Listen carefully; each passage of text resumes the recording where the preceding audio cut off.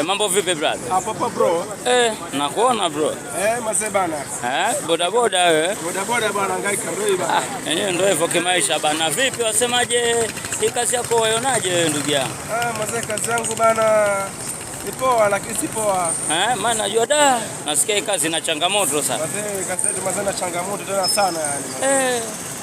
Sasa tuseme hivi kwa siku za kwa ingiza kama kipato cha shilingi ngapi ndugu yangu? Maana wewe katika hilo swali lako kiuliza sio kwa sahihi.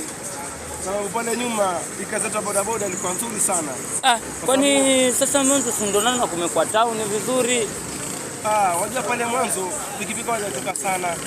Sasa hivi pikipiki zinakuwa nyingi, zingine saloni. Naam. Sasa challenging sana bana. Sasa tuseme ukiangalia yani wewe mwenyewe kwa siku utakuwa kipato chako kama shilingi ngapi ukifunga kama hivi? Kwa sasa hii hata nikifunga sasa ile na kama 300 tu. Lakini pale mwanzo nilikuwa naweza kufunga hata 3. Hapo alipa renti. Pale awali natoka hata 300, tenga 3, tenga 2,500.